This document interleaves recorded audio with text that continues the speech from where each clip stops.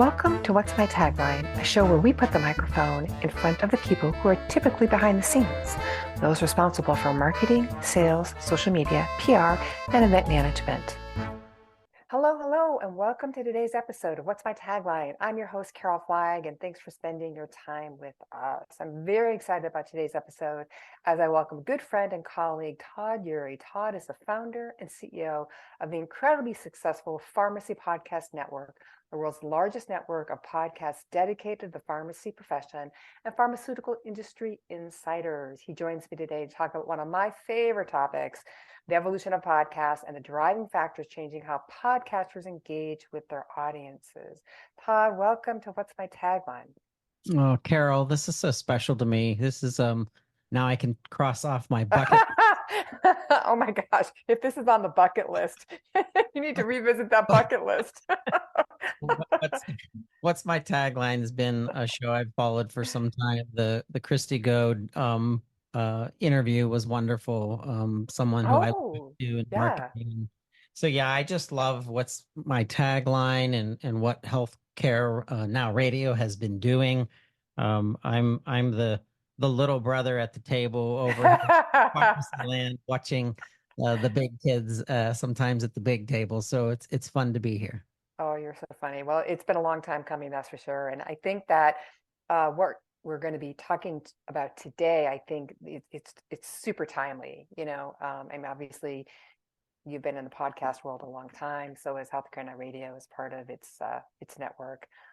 But things are kind of a changing around the podcast landscape, and we're going to talk about that here in a moment. But before we begin, as you know, my first question of all my guests is, if you had to describe yourself as a tagline, what would it be? I think I guess trying to play on my years of experience in this space and being kind of one of the, as they say, the OGs of podcasters and Yes, you are. I'd call myself the RX Podfather because I really do wrap my wrap my arms around the profession from an audio public relations and marketing perspective, and I take a lot of pride in amplifying what organizations and people are doing to change pharmacy care. So yeah, I'll go with RX Podfather. That's really funny. That's perfect. I was going to ask you to say that again because when you said it, I started laughing. I was like, people probably didn't understand what you said. So I think that's terrific. Before we spend the bulk of our time together here today, um, give our audience just a quick overview of your journey, pivots along the way, peaks, even some valleys, but makes sense, that got you where you are today. It's been sunshine and rainbows the entire time. Unicorns and puppies. Unicorns, puppies. Yeah, wow. So it was March 2nd of 2009. The embarrassing episode is still out there. The very first podcast about Oh, professional pharmacy. If you dig it up on YouTube, you could probably find it if you dig good enough. And it was a way for me to not blog as much as I was trying to blog twice a week about IT and pharmacy, and I was working with a lot of organizations that had interfaces to pharmacy management software. And I just ran out of time. I was traveling too much, so I thought podcasting would be easier, and it wasn't. But nonetheless, it caught my interest in being able to interview a whole bunch of different people that I knew very little about the things that they were talking about, especially the clinical. I'm not a pharmacist, so having to get into a conversation about a blood disorder or something serious, a diabetic suffering with certain things, or an evolution of pharmacogenomics or something where I could take a subject matter expert and record an interview and then get it out there. That was very novel back in 2009, and I didn't see growth in the publication all that much until about 2012. And right around that time, I think we had less than 1,000 listeners. And then that's when the light started to turn on and realize, hey, I could gather subject matter experts in themes and then build marketing and support around that theme and around that host. And at this time, I was still working, as my wife likes to say, my full-time real job. And and always wondered, why are you spending money on that podcast when it's not doing anything for us? And that was the truth. It was a labor of love. It really didn't do anything from a financial perspective for my career goals until about 2016, 2018. And then in 2019, I took the entrepreneurial launch off the cliff and decided to put 100% of my time into the network and the publication.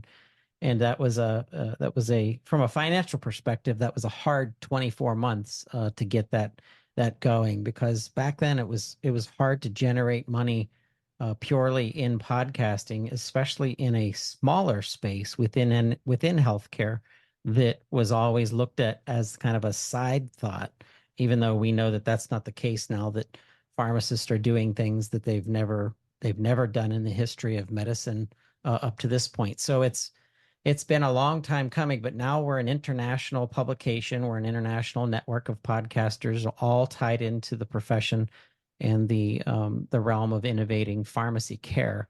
And I've seen so many dominoes topple that have been set up years in advance, where I finally see things happening that Pharmacy Podcast Network has had a tiny little part in pushing those dominoes. And so it's very rewarding to see how big the network's become. Yeah, yeah. It's so interesting because you mentioned actually in telling your story a couple of really key periods, I think, in the evolution of podcasts, especially podcasts in the B2B space and podcasts in the healthcare B2B space, and then even that further niche that you talk about as far as the pharmacy side of things. And that is that 2016, 2017 window. And of course, that was it was that release of the iPhone that year that came with the podcast icon embedded on your phone, right? And that sort of became a real pivotal moment, I think, in podcasting, beyond just, oh, it's for kids, it's for music, and it really expanded, I think, this idea of using podcasts as a content marketing mechanism for thought leaders in healthcare. And then you mentioned 2019. And 2019, of course, leads into 2020 and COVID, and certainly the impact of COVID on podcasts as a content strategy just, as you know, ballooned. A lot of that, of course, was, there weren't in-person conferences. There weren't a lot of opportunities for, quote, speaking engagements.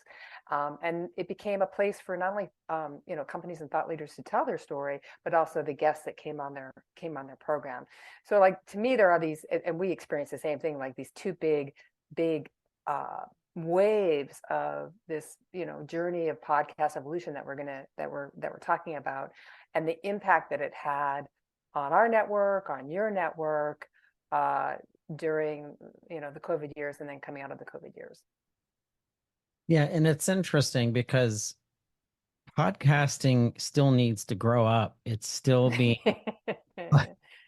pushed in the corner of Yeah. media, and public relations people and agencies and marketing firms have a huge opportunity to embrace podcasting and use it as it is intended. And there are organizations that will come to me that will say, hey, do you want to do it's the same email that you get all the time. Do you want to do a podcast with my client that does X? Right. And of course, it's in the space of earned media. And those organizations have no idea that if they just convince their client to really engage in podcasting and put some money behind it and really invest in it as a piece of media, it will go farther than a blog will go, because it can be used 3 times versus the blog that gets used once. And so there is a secret sauce in podcasting that video doesn't give you and blogging doesn't give you. And that's kind of like the future of what I see is going much deeper into B2B healthcare related, journal based, evidence based podcasting to really embrace the knowledge of our subject matter expertise, to make it a secondary source of information that it can assure the listener that what they're listening to is not garage band, but it's of high value, driven by people who take a lot of pride in what they put out there from a content perspective. And that's about 50% of our entire content base now is driven through what I've deemed, and I tried to get it trademarked and it didn't work, which is evidence-based podcasting. And it's a true Ah, thing. Dr. yeah. Melnick, Bernadette Melnick, the chief clinical officer of the Ohio State University. I drove out to Dublin, Ohio, out in near Columbus, and I met with her on OSU's campus, and we went through her book that she published, which was all about returning nurses to evidence-based practice and stop doing things just because that's the way we always did it. Well, that's not the right way of doing it. You have to stay to evidence-based. And therefore, I created a process so that Novo Nordisk and Moderna and Jarl Pharma and some other pharma companies who are attracted to us, that we are following a way of developing podcasting content, that the same processes that are being done in the written form of journals and other things. So there is a future to podcasting that we haven't reached yet in mass, that organizations like your own are going to be able to keep up with. Whereas the newcomers that are I call them the podcast 101ers, who have their Yeti mics ready to go. Um, those are the people that are going to have to team up with us in order to reach those levels, because of the wide divide that's now being created between the professionals, who are really the true PR organizations that are driving podcast content, and then, of course, the beginners. Yeah. So let's explore that a little bit. Obviously, we talked. There was sort of this rush to podcasts during the pandemic, right? Companies were like, "Oh, we're going to start a podcast and get thousands of plays," which of course didn't happen, right? And but there was this rush to do a podcast. Oh, we'll just take a webinar and we'll just repurpose it as a podcast. I mean, we saw it all, right?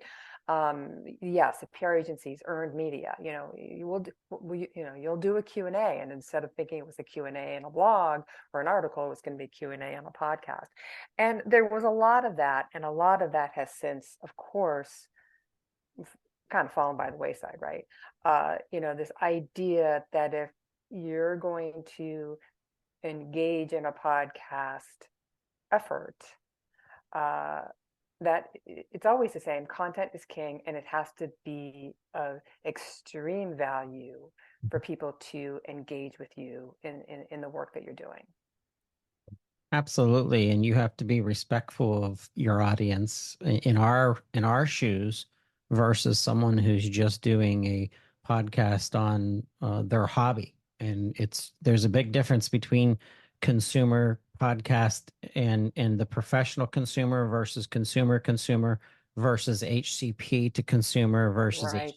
HCP. It starts to get higher and higher and higher levels of quality, and we, aka you and I, are at the top of that pyramid. We are the most respected content developers in healthcare, because we're catering to some of the most intelligent people in the country, if not on planet Earth.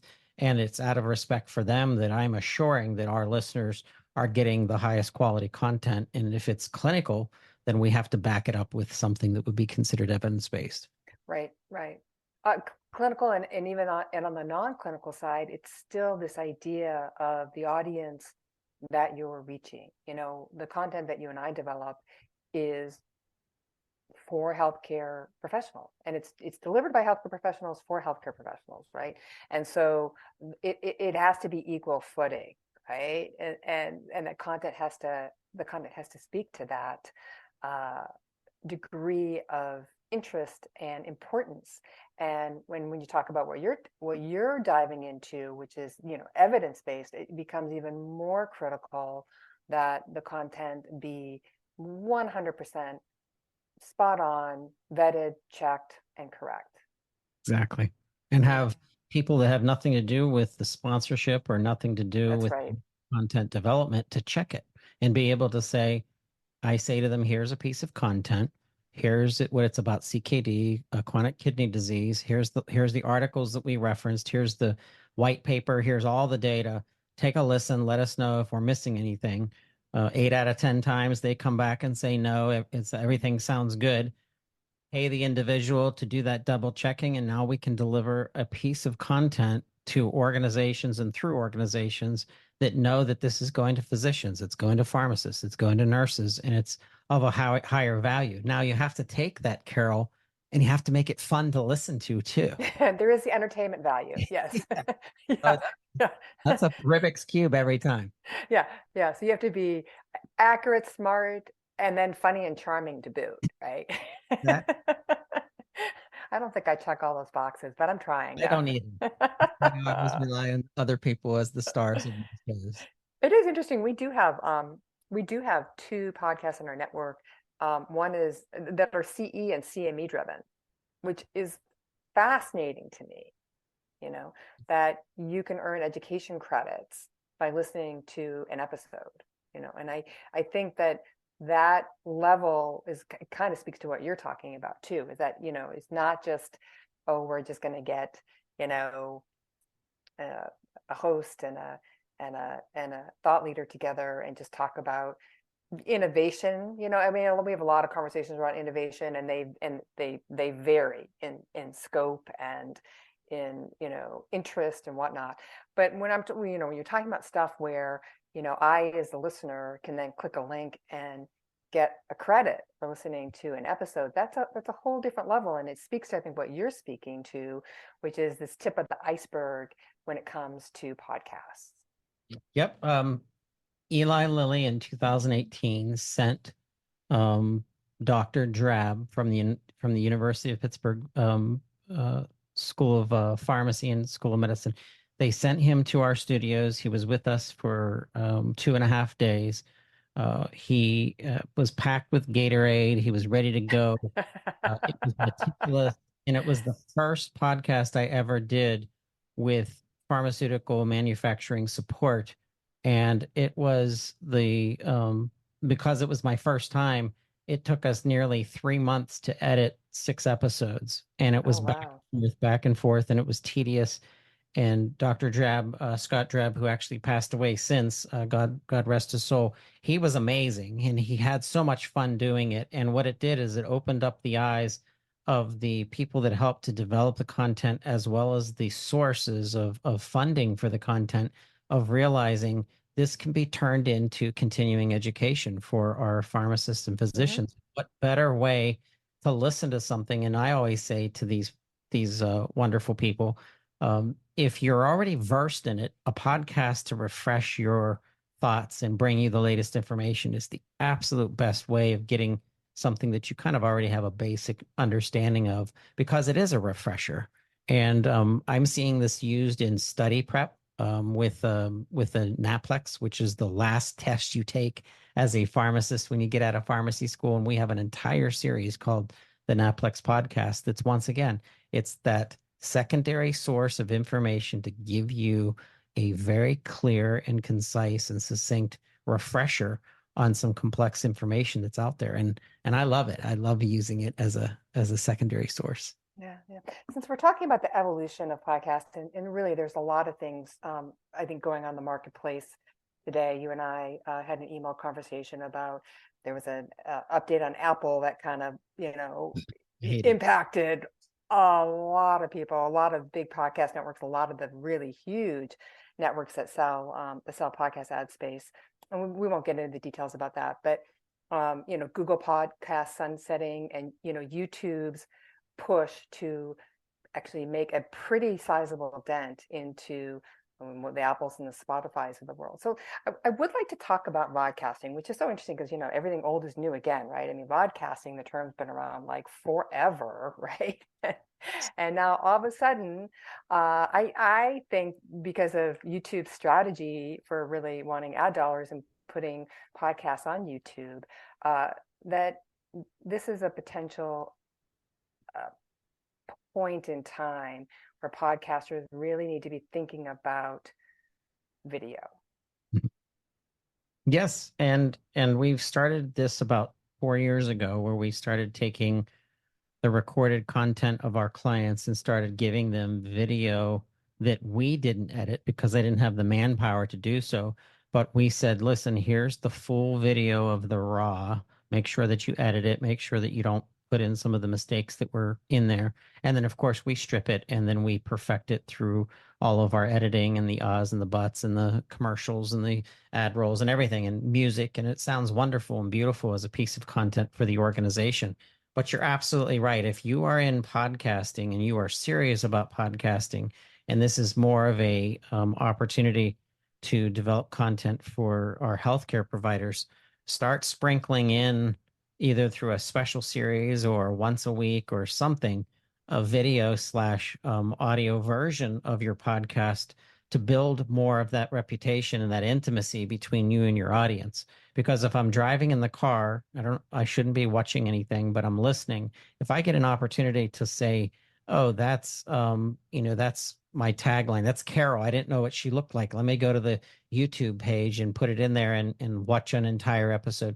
It's multiple ways of being able to pull in the same information, but you have variety. And we're such intensive attention deficit society with so much content that we We have are. that you have to keep up, and the professionalism has to be there. So make sure your lighting's good. Make sure you have a pretty decent camera. Make sure that you're changing things up. Show up at conferences with your cameras. Show up at conferences with, content development ideas like you guys do. I love seeing your booth set up, you're a brand. We are a brand. There's branding out there that just like a newspaper. Not to make myself sound dated, but I mean, I remember reading a newspaper every day, and Yeah. there was columnists that I look forward to. There was certain papers or magazines that I look forward to. We are those vehicles now in this generation of content development, and with that has to come that variety and that evolution. So video, I think, is a big part. I don't think it still needs to be 100% of the time, but I would say to professional podcasters out there, give your clients and your sponsors an opportunity to have video as well. Yeah, and I do think part of that is doing it the correct way. I've done a couple of recordings on LinkedIn Live, right? Which to me is a great environment to do that in, right? I StreamYard, you use StreamYard, and now all of a sudden you're doing this recording and you're letting your LinkedIn followers know, like, hey, come in while I'm doing this recording. That's then, of course, going to be audio content in form of a radio show.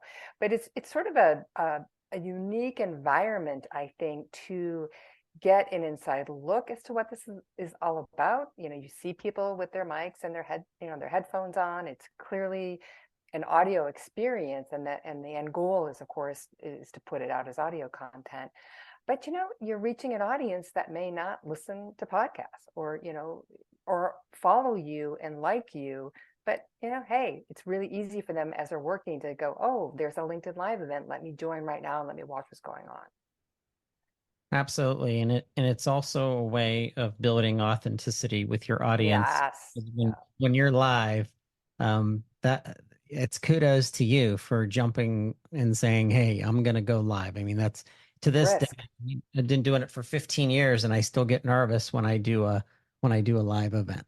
Yeah. There is a risk factor, because there are people who, they want everything kind of edited and cleaned up. I mean, I think that especially on our radio station, there's less pressure to do that because radio is radio. The audience listening, thinks it's live anyway because it's a live stream, right? Podcast, I think you have you feel like it should be a little bit more stylized, a little bit more production value. But that's always been our take. We want our radio to look, and sound incredibly organic. Like you and I right now, we're just talking and talking about the stuff that we love talking about, right? So I do like LinkedIn Live. I do think that if you have valuable content, when you do repurpose it for video, you just have to make it clear that it is a podcast. I have seen people come to us, they want us to syndicate their podcast, and we go to look for their podcast and you can't find it on Apple or Spotify. It's on YouTube.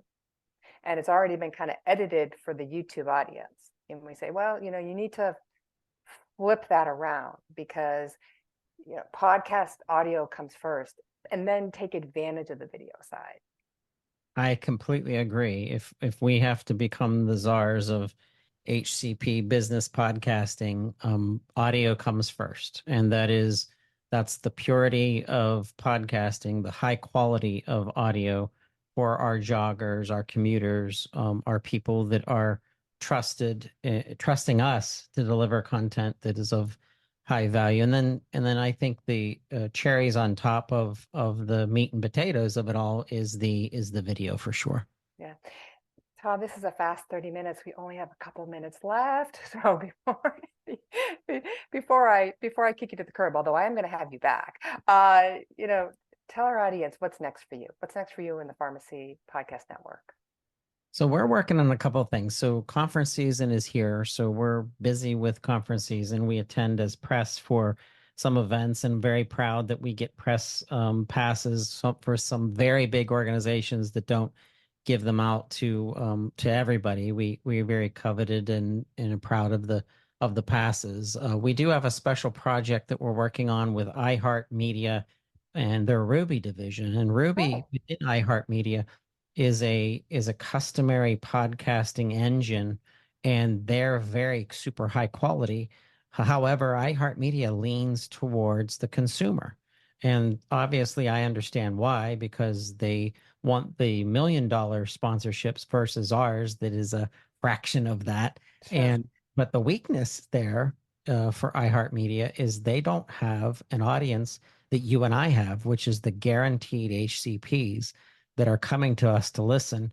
And above and beyond developing content and helping to build and edit and market content, I can deliver to our client an audience that's already baked. It's already there. And something that's interesting I don't see out there, so I should probably take advantage of it, is guaranteeing our client listeners. And I mean, if you build podcasts and you go to podcast editors and podcast developers, very few of them can guarantee listeners. And Right. Pharmacy Podcast Network says to our clients, we guarantee a specific number of listeners depending on what the content is that you're helping us to develop. And that's very unusual. So I think I'm going to take great advantage of that over the next year or so in trying to form those partnerships with big organizations like iHeart. Todd, it was just great talking with you. And I do mean that we are going to have you back in the fall because we have so much more to talk about. We just reached the tip of the iceberg. Well, thank you, Carol. This has been awesome. It's been fun. So please, yeah, have me back. You got it. You can learn more about Todd Eury and the Pharmacy Podcast Network at pharmacypodcast.com. And be sure to connect with them on LinkedIn, X, Facebook, and Instagram. He's a social media guru. You can learn more about this show on the program page on healthcarenowradio.com. And be sure to connect with me on LinkedIn. Until next time, I want to know, what's your tagline?